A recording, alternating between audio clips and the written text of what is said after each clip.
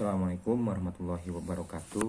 Perkenalkan, nama saya Faksi Maulana Sidik dari kelas F NPM 192191208. Pada kesempatan kali ini saya akan menjelaskan materi teori belajar mengajar motorik.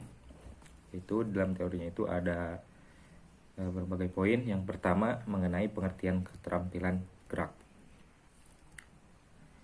Keterampilan gerak dapat didefinisikan bahwa keterampilan gerak dasar adalah untuk melakukan gerakan yang mendasar atau teknik dasar dalam suatu permainan dengan baik secara efektif dan efisien. Dalam pembelajaran di sekolah dasar dan menengah, penting sekali memerhatikan gerak dasar pada siswa, terutama gerak lokomotor, non-lokomotor, dan gerak manipulatif. Menurut Yanuar Kiram, keterampilan adalah tindakan yang memerlukan aktivitas gerak yang harus dipelajari supaya mendapat bentuk gerakan yang benar. Seseorang dapat dikatakan terampil apabila dapat beraktivitas sesuai dengan gerakan yang benar. Kemudian teknik adalah cara pemain menguasai gerak tubuhnya dalam bermain, yang dalam hal ini menyangkut cara berlari, cara melompat, dan cara gerak tipu badan. Pembahasan yang kedua mengenai klasifikasi keterampilan gerak. Pengklasifikasian keterampilan gerak dapat dibuat berdasarkan beberapa sudut pandang. Berikut ini disajikan beberapa klasifikasi keterampilan gerak. Yang pertama, berdasarkan kecermatan gerak. Yang kedua, perbedaan titik awal dan titik akhir.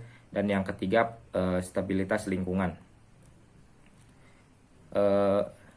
Yang pertama yaitu klasifikasi berdasarkan kecermatan gerakan. Itu keterampilan gerak dapat dikaji berdasarkan kecermatan pelaksanaannya. Yang kedua, kecermatan pelaksanaan gerakan dapat ditentukan antara lain oleh jenis-jenis otot yang terlibat. Ada gerakan yang melibatkan otot-otot besar dan otot-otot halus. Yang ketiga, klasifikasi berdasarkan perbedaan titik awal dan titik akhir.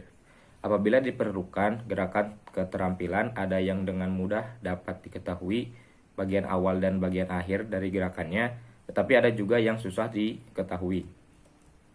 Kemudian pembahasan yang terakhir mengenai unsur-unsur keterampilan gerak. Mengenai berbagai unsur kemampuan atau kondisi yang diperlukan untuk mendukung gerakan yang efisien, yang di dalam fungsi-fungsi fisik, mental, dan emosional bisa dijelaskan sebagai berikut.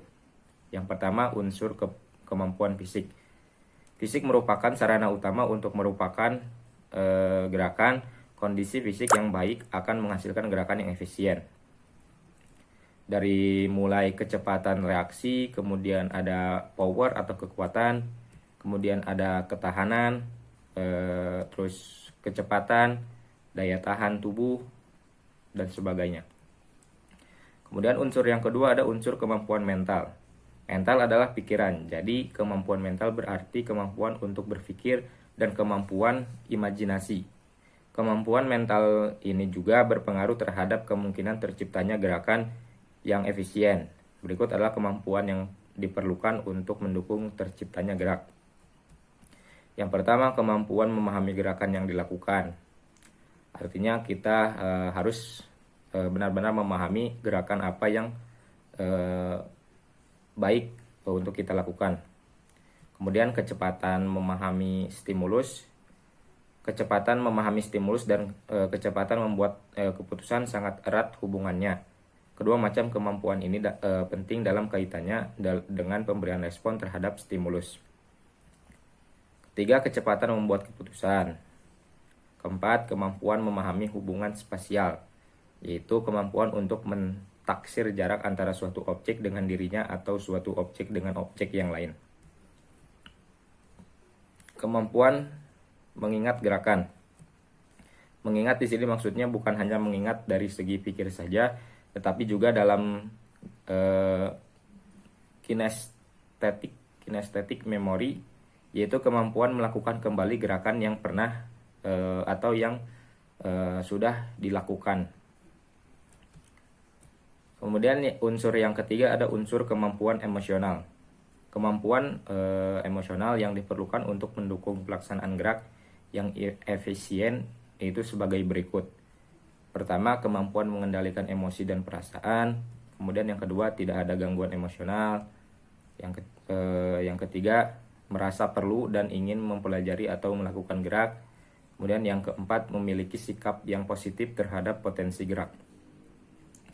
Berikut penjelasan yang dapat saya sampaikan. Kurang lebihnya mohon maaf. Wabillahi taufiq wal hidayah. Wassalamualaikum warahmatullahi wabarakatuh.